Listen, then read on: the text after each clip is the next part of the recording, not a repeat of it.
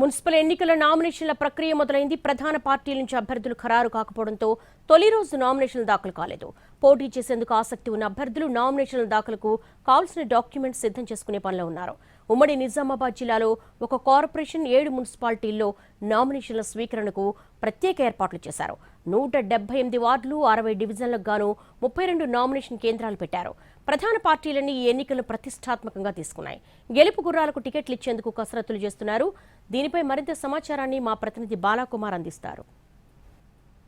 Municipal ఎన్నికల్లో తొలిఘట్టమైన నామినేషన్ల పర్వం మొదలైంది. ఇవాళ నుంచి ఈ నెల 30 వరకు నామినేషన్లు స్వీకరిస్తారు. ఉమ్మడి నిజామాబాద్ జిల్లాలో 7 మున్సిపాలిటీలు, ఒక నగరపాలక సంస్థకు సంబంధించి ఎన్నికలు జరగనున్నాయి. దీనికోసం అధికారులు భారీ ఏర్పాట్లు అయితే చేశారు. ప్రస్తుతం మనం నామినేషన్ స్వీకరణ కేంద్రం వద్ద ఉన్నాం. ఉదయం నుంచి ఇవాళ మందకోడిగా అంటే మంచి రోజు ముహూర్తాలు చూసుకొని నామినేషన్లు వేసే అవకాశం ఉంటుంది. ఇప్పటికైతే ప్రధాన పార్టీల నుంచి ఎవరు కూడా ఇప్పటివరకు అభ్యర్థులు అయితే ప్రకటించలేదు. దీంతో చాలామంది దరఖాస్తులు తీసుకొని అయితే వెళ్తున్న పరిస్థితి కనిపిస్తుంది. కానీ ప్రధాన పార్టీల నుంచి ఎవరు కూడా తమ అభ్యర్థులు ఇంకా ఖరారు చేయలేదు. అభ్యర్థుల ఖరారు కోసం పార్టీలు అయితే కసరత్తులు చేస్తున్నాయి. ఇప్పటికే బీజేపీ, కాంగ్రెస్, బీఆర్ఎస్ నుంచి కూడా చాలామంది నుంచి అప్లికేషన్లు స్వీకరించారు. ఒక్కో వార్డు నుంచి 4 నుంచి 5 అభ్యర్థులు అయితే పోటీ పడుతున్న పరిస్థితి కనిపిస్తుంది. సో బీజేపీ 45 డివిజన్లో పోటీ చేయాలని డిసైడ్ అయింది. నిజామాబాద్ కార్పొరేషన్లో దాదాపుగా 60 డివిజన్లు ఉండగా 45 డివిజన్లో ఈసారి పోటీ చేస్తామని ఇప్పటికే ప్రకటించింది. ఇక కాంగ్రెస్ పార్టీ మొత్తం 60 డివిజన్లలో పోటీ చేసేందుకు కసరత్తు అయితే చేస్తుంది. ఇక బీఆర్ఎస్ పార్టీ కూడా ఇంకా ఎన్ని డివిజన్లలో పోటీ చేయాలనేది ఒక ప్రణాళిక సిద్ధం కానప్పటికీ మెజారిటీ డివిజన్లో పోటీ చేస్తామని ఆ పార్టీ ఇప్పటికే ప్రకటించింది.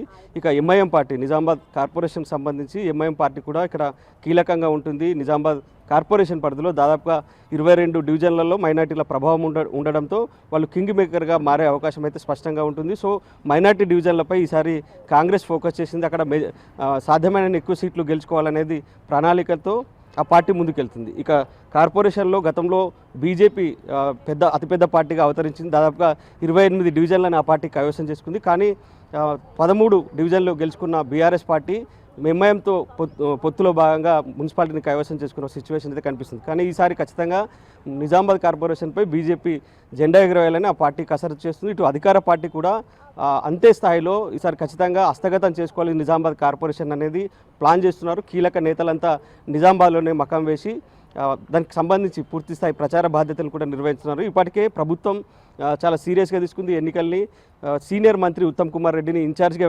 నియమించారు. ఉత్తమ్ కుమార్ రెడ్డి ఇప్పటికే జిల్లాకు వచ్చారు, అభ్యర్థులతో సమావేశమయ్యారు.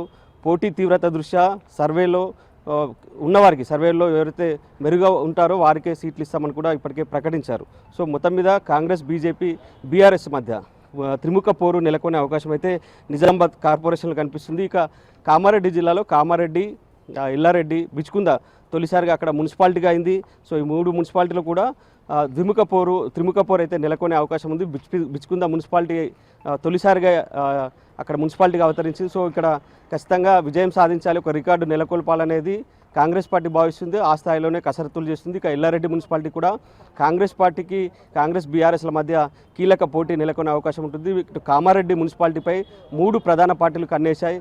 సో త్రిముఖ పోరు నెలకొనే అవకాశం ఉంది. ఇక నిజామాబాద్ జిల్లా విషయానికి వస్తే నిజామాబాద్ కార్పొరేషన్ మినహాయిస్తే బోధన్, ఆర్మూర్ 2 మున్సిపాలిటీలు ఉంటాయి. బోధన్, ఆర్మూర్ మున్సిపాలిటీలో కూడా చాలా ఆసక్తికర పోరు నెలకొనే అవకాశం అయితే స్పష్టంగా కనిపిస్తుంది. ఓవరాల్గా 7 మున్సిపాలిటీలు, ఒక కార్పొరేషన్లో త్రిముఖ పోరు అయితే నెలకొని ఉంది. ఇక నిజామాబాద్ కార్పొరేషన్ మాత్రం 4 పార్టీల ప్రభావం ఉంటుంది. ఎవరికి ఓట్లేస్తారు, ఏ పార్టీని విజేతగా నిలుపుతారనేది మాత్రం ఆసక్తికరంగా మారింది. కింగ్ మేకర్గా నిలిచేందుకు ఇటు బీఆర్ఎస్ అంటే ఎంఐఎం కూడా కసరత్తులు అయితే చేస్తుంది. ఓవరాల్గా నామినేషన్ల పర్వం ఇవాళ నుంచి మొదలైంది. నెల 30 వరకు కూడా నామినేషన్లను స్వీకరిస్తారు. తొలి రోజు అయితే మందకోడిగా నామినేషన్ల పర్వం కొనసాగుతుంది. ముహూర్తాలు చూసుకొని నామినేషన్లు వేసేందుకు అభ్యర్థులు అయితే సిద్ధమవుతున్నారు. ఇవాళ తొలి రోజు కావడంతో చాలామంది దరఖాస్తులు తీసుకొని వెళ్తున్నారు. దరఖాస్తులకు కావాల్సిన పత్రాలని రెడీ చేసుకుంటున్న పరిస్థితి కనిపిస్తుంది. ఓవరాల్గా నిజామాబాద్ కార్పొరేషన్ పరిధిలో 20 నామినేషన్ కేంద్రాలను అయితే సిద్ధం చేశారు.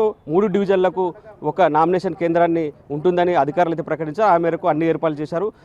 నామినేషన్ల కేంద్రాల వద్ద కూడా పోలీసులు పకడ్బందీ బందోబస్తును ఏర్పాటు చేశారు. ఎలాంటి అవాంఛనీయ సంఘటనలు తలెత్తకుండా కట్టుదిట్టమైన భద్రతా ఏర్పాట్లు కూడా చేశారు. ఓవరాల్గా నామినేషన్ల ప్రక్రియ అయితే ప్రశాంతంగా ప్రారంభమైంది. ఆశావాహులు టికెట్ల కోసం పార్టీ నేతల చుట్టూ తమ నేతల చుట్టూ అయితే ప్రదక్షిణలు చేస్తున్న పరిస్థితి. మరో 2 రోజుల్లో ఇవాళ కానీ రేపు సాయంత్రం వరకు తొలి జాబితా విడుదల చేస్తామని ప్రధాన పార్టీలు అయితే చెప్తున్నాయి. సో ఇది మున్సిపల్ ఎన్నికలకు సంబంధించిన తాజా అప్డేట్. కెమెరామెన్ రవిచరణ్తో బాల్కుమార్, ఎన్టీవీ, నిజామాబాద్.